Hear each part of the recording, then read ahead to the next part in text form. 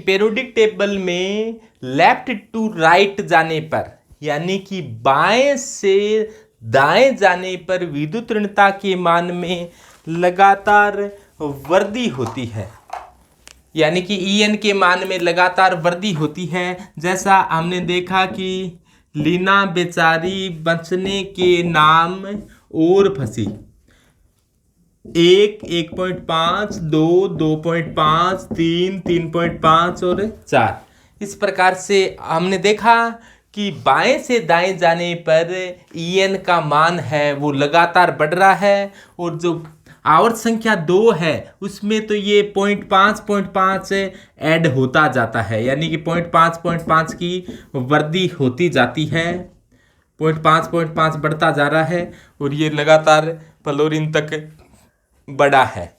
जबकि अपने ऐसे कहीं ऊपर से नीचे जाएं तो विद्युत ऋणता का मान है उसमें कमी होती जाती है, यानी कि ऊपर से नीचे जाने का मतलब जैसे फ्लोरीन, क्लोरीन, ब्रोमीन, आयोडीन, इस प्रकार से फ्लोरीन की विद्युत ऋणता होती है 4, क्लोरीन की होती है 3, ब्रोमीन की होती है 2.8, आयोडीन की होती है 2.5। तो ऊपर से नीचे जाने पर विद्युत ऋणता कम होती जाती है, जबकि बाएं से दाएं जाने पर विद्युत ऋणता के मान में लगातार वृद्धि होती जाती है।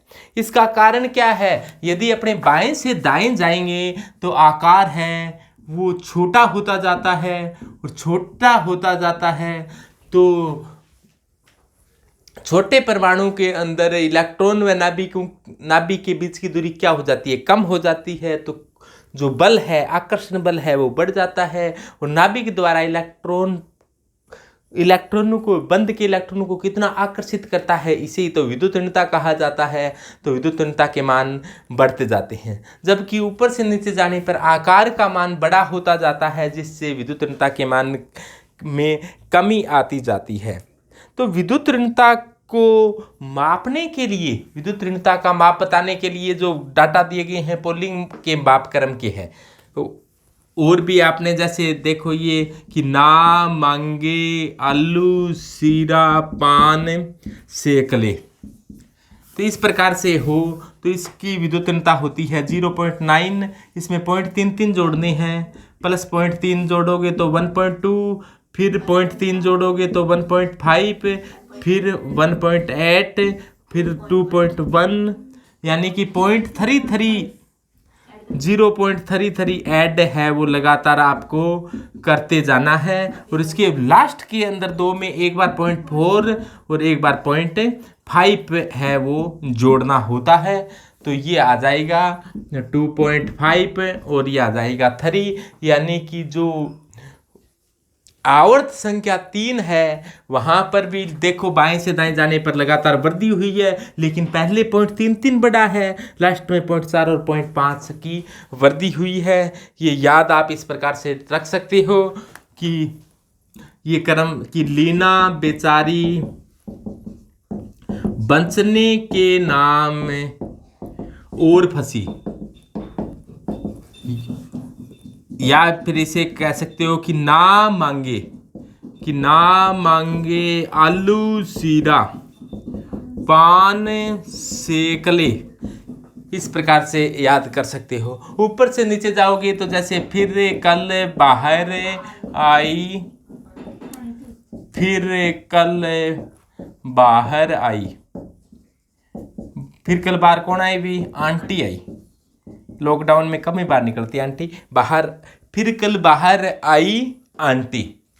तो फ्लोरीन की विद्युत ऋणता होती है 4, क्लोरीन की होती है 3, ब्रोमीन की होती है 2.8, 2.5, और ये एस्टेटिन आंटी है, आंटी रेडियो एक्टिव है, और रेडियो एक्टिव उन्हें कहा जाता है जो स्वतः अल्फा बीटा और गामा किरणों का उत्सर्जन करते हैं। तो आंटी अल्फा बीटा व गामा किरणों का लगातार उत्सर्जन करते रहने के कारण ये रेडियो एक्टिव है।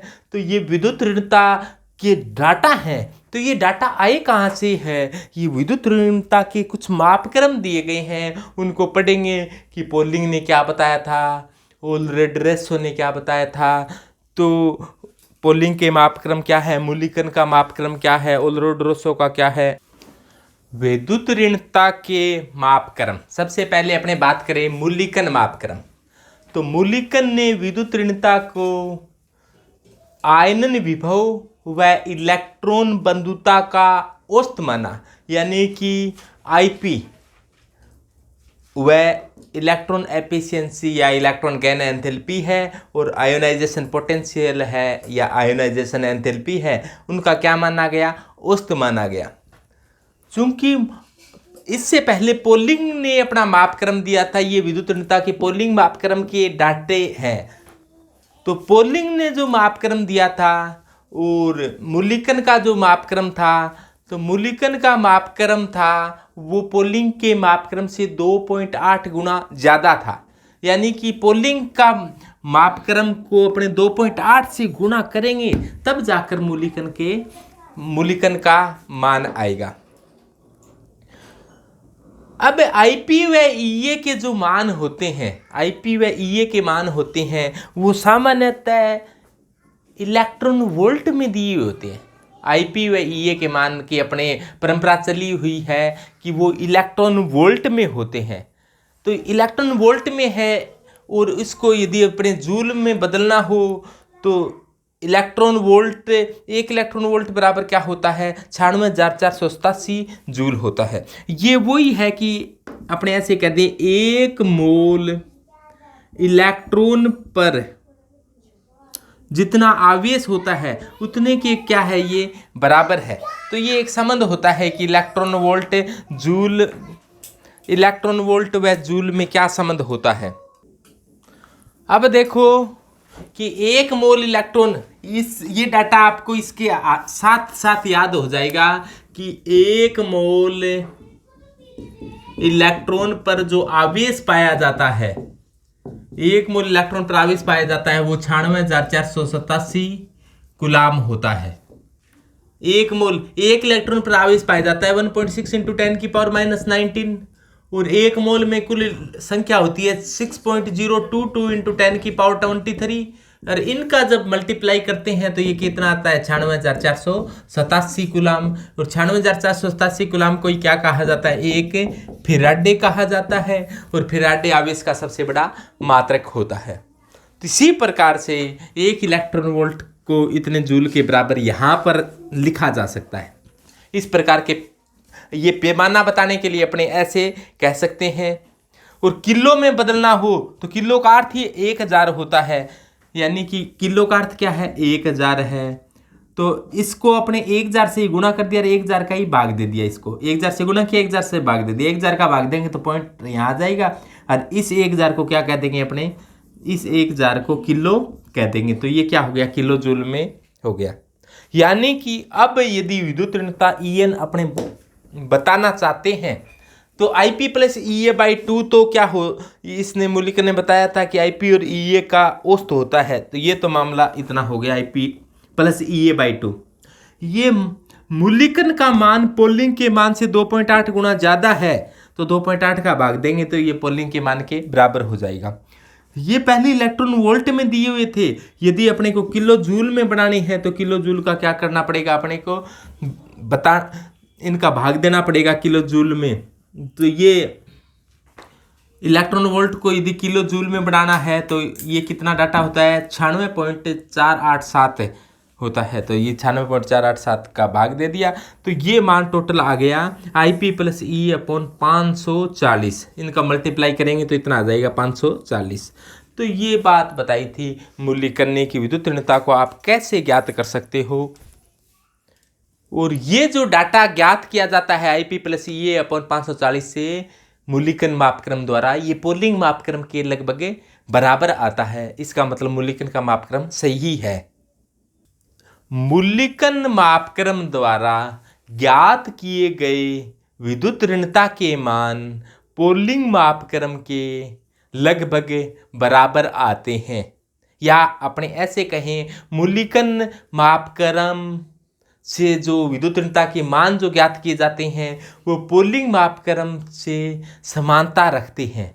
तो अतः अपने कह सकते हैं मुलिकन के मापक्रम है वो सही है क्योंकि पोलिंग के मापक्रम से समानता रखता है। तो ये है डाटा है उनके मुलिकन वाले भी सही हैं। ओलरेड व रोसो विधि। तो अगली विधि आती है ओलरेड-वेरोसो विधि। इस विधि में विद्युत ऋणता को जेड इफेक्टिव के आधार पर ज्ञात किया जाता है। तो इसके लिए एक सूत्र दिया गया कि 0.744 plus 0.359 Z effective upon R square है, वो EN यानी कि इलेक्ट्रोनेगेटिविटी के इक्वल होता है। अब जेड इफेक्टिव क्या होता है? जेड इफेक्टिव होता है, वो ज्ञात करने का तरीका होता है जेड माइनस सिग्मा, और जेड होता है वो एटॉमिक नंबर होता है, और सिग्मा होता है उसको शील्डिंग कोफिशिएंट यानी कि परिरक्षण नियतांक कहा जाता है। और ये क्या आ जाएगा फिर? जेड इफेक्टिव यानी कि प्रभावी नाभिकीय आवेश आ जाएगा, और प्रभावी नाभिकीय आवेश यहाँ ये आर होती है, ये एटॉमिक रेडियाई होती है, यानी कि परमाणु की त्रिज्या होती है। और परमाणु की जो त्रिज्या ली जाती है वो सहसंयोजक त्रिज्या होती है, क्योंकि परमाणु की त्रिज्या वान डेर वाल्स सहसंयोजक मेटेलिक यानी कि धात्विक कई प्रकार की होती है, आयनिक। तो इसमें जो त्रिज्या ली जाती है वो सहसंयोजक त्रिज्या ली जाती है, और इससे भी जो मान ज्ञात किए जाते हैं वो पोलिंग द्वारा दिए गए मान के लगभग बराबर आते हैं ओलरेड-वेरोसो विधि से भी। तो ये भी काफ़ी सही मान देता है।